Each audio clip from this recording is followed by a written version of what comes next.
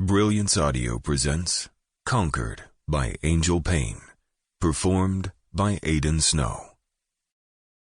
Sam finally, though reluctantly, let up on his hold. While Jen's unthinking little squeak had been the most adorable thing he'd ever heard, her furious blush told him she couldn't be further from agreeing with his assessment. Still, before he pulled away, he allowed his fingertips to feather along the backs of her hands, and his spirit to rejoice in the visible shiver with which she reacted. Which meant he longed to do it again. Right this fucking second.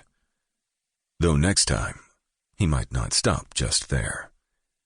He'd use his lips along with his fingers, take hers beneath them, using gentle brush strokes at first, until he couldn't resist sweeping his tongue to taste hers, though he already knew what she'd taste like.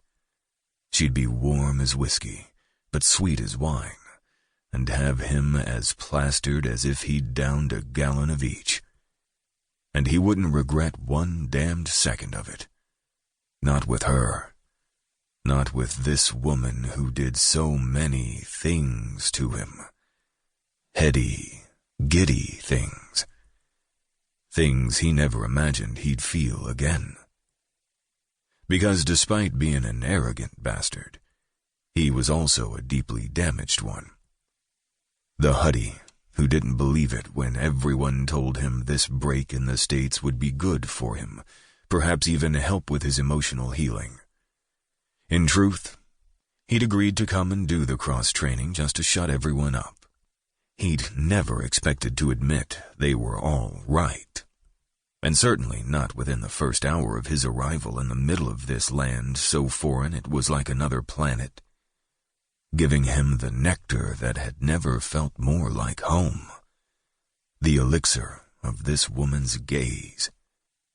The startled light in them torn away from him too fast that first day, not even cognizant of half the magic they held. Not even aware of her true submissiveness.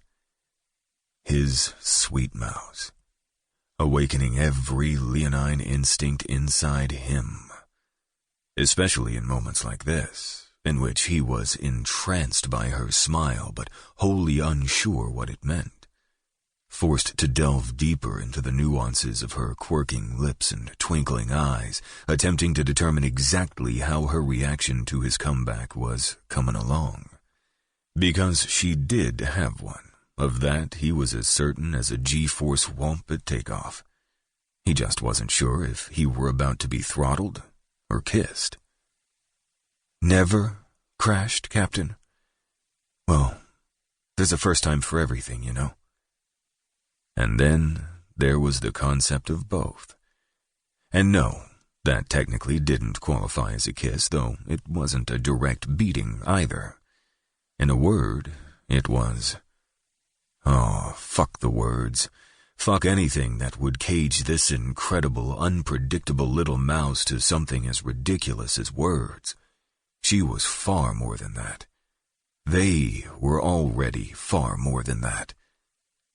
This morning he'd flown a jet to the edge of heaven, but not known half of this adrenaline, pulsing and pounding through him, calling like freedom and feeling like fire, all from just being this close to her.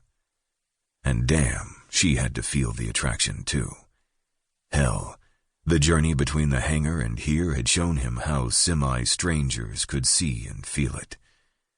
She had slammed on a hell of a pair of mental blinders about it, but he was preparing to yank 'em off, to fight for the right to, if that was what it took.